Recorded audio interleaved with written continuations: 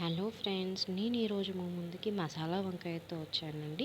దాని ప్రిపరేషన్ ఎలానో చూద్దామా. దానికి కావాల్సిన పదార్థాలు నువ్వులు, జీలకర్ర, పల్లీలు, యాలక్కాయలు, ధనియాలు, లవంగాలు, దాల్చిన చెక్క ఇవన్నీ కలుపుకొని వేయించుకోవాలండి. అట్లా దానికి ఎండు కొబ్బరి అయినా తీసుకోవచ్చు, పచ్చి కొబ్బరి అయినా తీసుకోవచ్చు. అండ్ 2 ఎండుమిరపకాయలు వేసుకోవాలండి. అలా వేయించుకున్న తర్వాత మిక్సీ జార్లోకి 4 వెల్లుల్లి రెబ్బలు, ఎండు కొబ్బరి ముక్కలన్నా, పచ్చి కొబ్బరి ముక్కలన్నా, సాల్ట్ అండ్ 2 స్పూన్ల కారం, 2 స్పూన్ల సాల్ట్ వేసుకున్నాను నేను. మళ్ళీ కర్రీలో యాడ్ చేసుకోవచ్చు సరిపోకపోతే. 2 స్పూన్ల కారం వేసుకున్నాను. దాన్ని ఇప్పుడు పేస్ట్ లాగా కొంచెం వాటర్ వేసుకొని పేస్ట్ లాగా చేసుకోవాలండి. ఆ పేస్ట్ని వంకాయను అలా 4 సైడ్లు కట్ చేసుకొని స్టఫ్ చేసుకోవాలి వంకాయలలో. అలా అన్ని వంకాయలలో స్టఫ్ చేసి పెట్టుకున్న తర్వాత బౌల్ పెట్టుకొని దానిలో ఆయిల్ వేసుకొని 2 బగారా ఆకులు వేసుకోవాలండి దాంట్లోకి. తర్వాత 2 పచ్చిమిర్చి చీలికలు అండ్ ఒక ఆనియన్ తీసుకున్నాను నేను. ఆ ఆనియన్ను పచ్చిమిర్చి వేసి కూలించుకోవాలి. ఆ తర్వాత అల్లం వెల్లుల్లి పేస్ట్ వేసుకొని పచ్చివాసన పోయేంత వరకు వేగనివ్వాలి.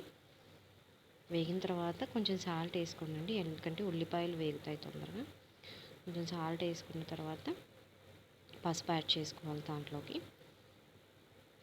ఆ పసుపు కూడా వేసుకొని కాసేపు వేగిన తర్వాత ఇందాక స్టఫ్ చేసి పెట్టుకున్న వంకాయలు ఉన్నాయి కదా, అవన్నీ దాంట్లో వేసుకొని వేగనివ్వాలి. ఒక 2 మినిట్స్ ఒక సైడ్ గోలిన తర్వాత అలా మూత పెట్టుకొని వేయించుకోవాలి. ఆ తర్వాత మళ్ళీ ఇంకొక సైడ్ తిప్పేసుకొని వేగనివ్వాలండి.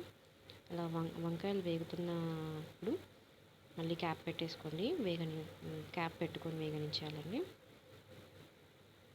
ఆ తర్వాత దాంట్లో ఇందాక మిగిలిన పేస్ట్ ఉంది కదా, వాటర్ వేసుకొని కొంచెం వాటరీగా చేసి వంకాయలలోకి యాడ్ చేసుకోండి.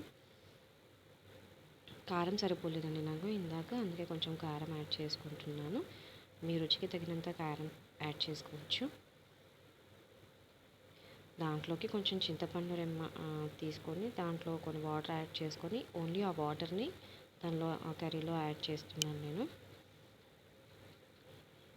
గ్రేవీ కొంచెం పుల్లగా రావడానికి ఆ చింతపండు రసం యాడ్ చేశాను. ఆ తర్వాత కొన్ని వాటర్ యాడ్ చేసుకొని గ్రేవీ చిక్కబడేంత వరకు మరగనిచ్చుకోవాలి. తర్వాత లాస్ట్లో కొత్తిమీర వేసుకొని దించేసుకోవడమేనండి. వేడి వేడి వంకాయ కర్రీ రెడీ అండి.